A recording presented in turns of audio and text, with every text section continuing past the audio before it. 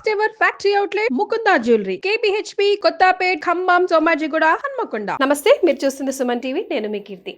2020-25 ఫిబ్రవరిలో జన్మించిన, ముఖ్యంగా ద్వాదశ రాశుల్లో జన్మించిన మహిళలకి ఎలా ఉండబోతోంది, ఎంతవరకు కలిసి రాబోతోంది, ఎంతవరకు కలిసి రావట్లేదు, మరి కలిసి రాని సమయంలో ఎలాంటి రెమెడీస్ని ఫాలో చేస్తే ఆ బ్యాడ్ టైం అని సునాయాసంగా దాటేయవచ్చు, ఇలాంటివన్నీ మనకి కులంకుశంగా చెప్పడానికి ప్రముఖ ఆస్ట్రాలజర్ బ్రహ్మశ్రీ నందిబట్ల శ్రీహరి శర్మ గురుగారు ఉన్నారు. నమస్తే గురుగారు. వాగర్థావివ సంపృక్తౌ వాగర్థ ప్రతిపత్తయే జగతః పితరౌ వందే పార్వతీ పరమేశ్వరౌ. సదాశివసమారంభాం శంకరాచార్య మధ్యమాం అస్మదాచార్య పర్యంతం వందే గురు పరంపరాం. ఆదిత్యాయ చ సోమాయ మంగళాయ బుధాయ చ గురుశుక్ర శనిభ్యశ్చ రాహవే కేతవే నమః.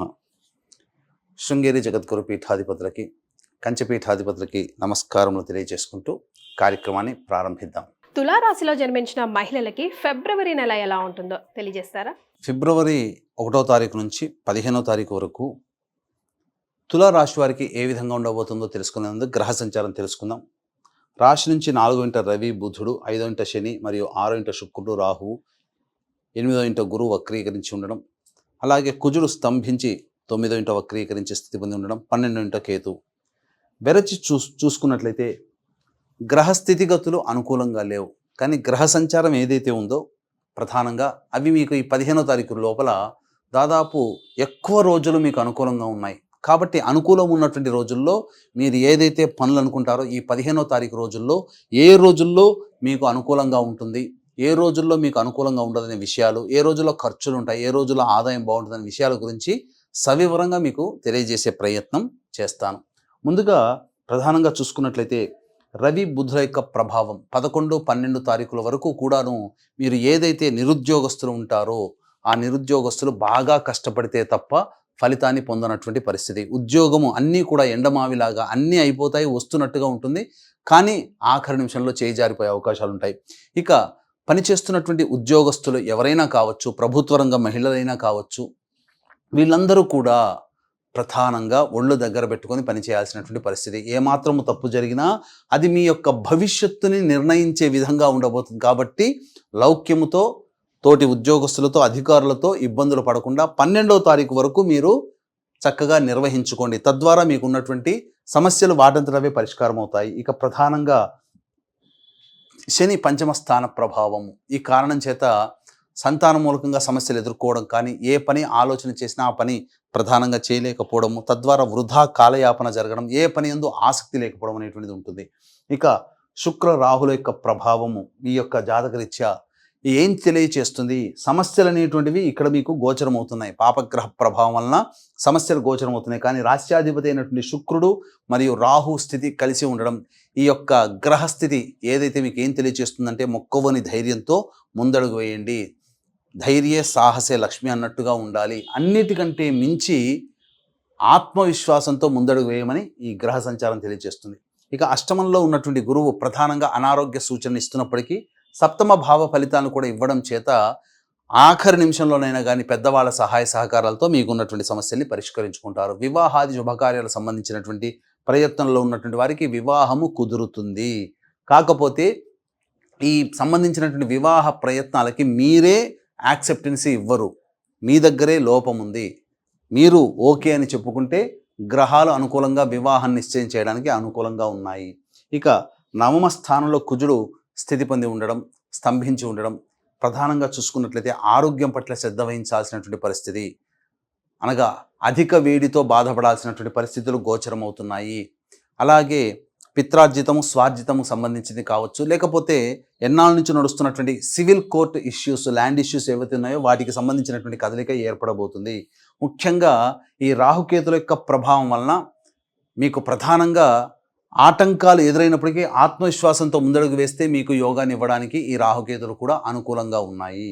కాబట్టి ఏతావాత చెప్పొచ్చేది ఏమిటంటే ప్రధానంగా ఏ రంగంలో ఉన్నటువంటి వారికి మంచి చెడు జరగబోతుందో తెలియజేసుకుందాం. ముందుగా ఎఫ్ఎంసీజీ రంగంలో ఉన్నటువంటి వారు, restaurants, hotel business, curry points నడుపుకునేటువంటి వాళ్ళు, ఎడ్యుకేషనల్ ఇన్స్టిట్యూషన్స్, ట్యూషన్స్ చెప్పుకునేటువంటి మహిళలు, జ్యువెలరీ ఆర్నమెంట్ రంగంలో ఉన్నటువంటి మహిళలు, రోడ్ సైడ్ వెండర్సు, అలాగే తీర్థయాత్రలు మరియు పూజా స్టోర్స్ నడుపుకునేటువంటి మహిళలకి ఆదాయం చాలా చక్కగా ఉంటుంది. కాకపోతే ఆదాయం అభివృద్ధిగా ఉంటున్నటువంటి సందర్భంగా ఎక్కువగా మీ శరీరానికి విశ్రాంతి ఇవ్వలేకపోవడం వల్ల అనారోగ్య సమస్యలు పెరిగేటువంటి అవకాశం గోచరమవుతుంది. టైంకి భోజనం చేసుకొని డైట్ కంట్రోల్ పెట్టుకొని అలవాటు చేసుకోమని గ్రహ సంచారం మీకు తెలియజేస్తుంది.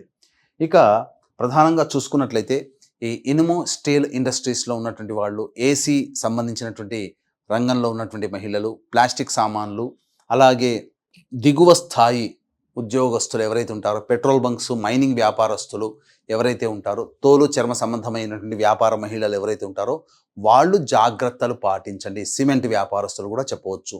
వాళ్ళకి వ్యాపార విస్తరణకి అధికంగా కాదు, అలాగే అప్పులు ఎవరికైనా ఇచ్చినట్లయితే ఈ రంగంలో ఉన్నటువంటి వాడికి తిరిగి తెచ్చుకోవడం మాత్రం చాలా కష్టమని చెప్పుకోవాలి.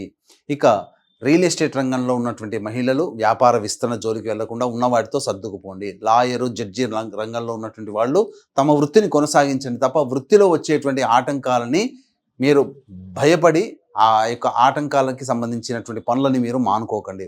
ఆత్మవిశ్వాసంతో ముందడుగు వేయండి. ఇక రైతులు, ఈ సంబంధించినటువంటి తులారాశిలో జన్మించినటువంటి రైతులు ఎవరైతే ఉంటారో సాధారణ పంటల జోలికి వెళ్ళండి తప్ప కొత్త పంటలు, కమర్షియల్ పంటల జోలికి వెళ్ళకండి, మీకు కలిసి రాదు.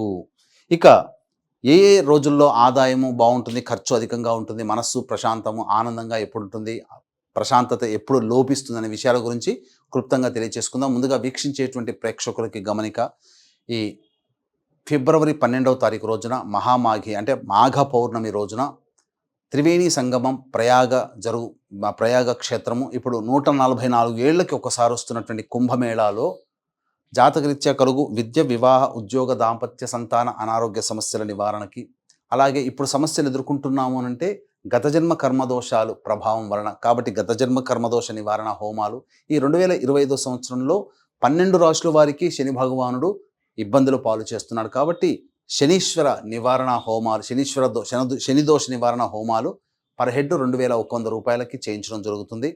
అలాగే 13వ తారీఖు రోజున మఖా నక్షత్రం, పితృదేవతా నక్షత్రం, మనకు పుష్కరాలు ఎలాగో అక్కడ కుంభమేళ అలాగా, కాబట్టి భర్త వైపు 3 తరాలు, భార్య వైపు 3 తరాల్లో పిండ ప్రధాన కార్యక్రమాలు కూడా చేయించడం జరుగుతుంది. అవకాశం ఉన్న వాళ్ళు కార్యక్రమ తదనంతరం కాంటాక్ట్ చేసి పూర్తి వివరాలు తెలుసుకోండి. ఈ అవకాశం మళ్ళీ 144 సంవత్సరాల తర్వాతనే రాబోతుంది అనే విషయాన్ని గమనించండి. ఇక 1వ తారీఖు రోజున చూసుకున్నట్లయితే ఆరోగ్యం పట్ల శ్రద్ధ వహించాల్సినటువంటి పరిస్థితి, మానసిక ప్రశాంతత లోపిస్తుంది. 2, 3, 4, 5 తారీఖులో కనుక చూసుకుంటే ధనాదాయం బాగుంటుంది, రాని బాకీలు వసూలు అవుతాయి, మీ యొక్క సమస్యలకి ఖర్చులకి తగ్గట్టుగా ధన రాబడి కూడా మీకు పెరుగుతుంది, అన్ని విధాలుగా ఆనందదాయకంగా ఉంటుంది, ఇతరుల సహాయ సహకారాలతో మీ సమస్యల్ని పరిష్కరించుకుంటారు. ఇక 6, 7, 8, 9, 10 ఈ 5 రోజుల్లో ఖర్చులు అధికంగా ఉండబోతున్నాయి. సంతానం మూలకంగా ఖర్చులు, సమస్యలు పెరుగుతాయి, సంతానంతో విభేదాలు, విరోధాలు కలుగుతాయి. అలాగే ఆరోగ్యం పట్ల శ్రద్ధ వహించాల్సినటువంటి పరిస్థితి. అంటే మానసికంగా ప్రశాంతత లేని కారణం చేత ఒక జిగ్జాగ్ లాగా ఉంటుంది, ఎటువంటి నిర్ణయాలు తీసుకోలేరు, కాబట్టి జాగ్రత్తలు పాటించండి. ఇక 11, 12, 13, 14 ఈ తేదీలలో కనుక చూసుకున్నట్లయితే మీరు చేస్తున్నటువంటి వృత్తి, ఉద్యోగ, వ్యాపారాల్లో మీ పేరు ప్రతిష్టలు పెరుగుతాయి, అలాగే ధన రాబడి కూడా చాలా చక్కగా ఉంటుంది, అనుకున్నటువంటి పనులు సకాలంలో పూర్తి చేసుకోగలుగుతారు. ఇక 15వ తారీఖు రోజున చూసుకుంటే వృధా కాలయాపన, అనవసరమైనటువంటి ప్రయాణాలు కలుగుతాయి, నిద్ర లేని విధంగా మీ యొక్క శరీరము కష్టపడుతుందని చెప్పవచ్చు. తర్వాత చెప్పొచ్చేది ఏమిటంటే 6, 7, 8, 15 ఈ 4 రోజుల్లో ఖర్చుల శాతం అధికంగా ఉంటుంది, కాబట్టి వాయిదా వేసుకోవడమో ఆ ఖర్చుల్ని లేదా ఖర్చుల శాతాన్ని తగ్గించుకోవడమో చేసుకుంటే మీరు చాలా వరకు సేఫ్ సైడ్లో ఉంటారని చెప్పవచ్చు.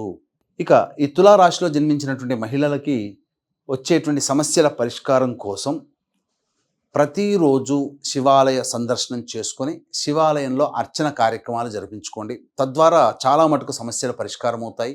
ఇప్పుడు చెప్పబడినటువంటి పరిష్కారాలు చేసిన తర్వాత కూడా మీ యొక్క జీవితం విభిన్నంగా ఉందంటే మీ యొక్క జన్మజాతకంలో నడుస్తున్నటువంటి గ్రహ దశాంతర దశల ప్రభావాలు.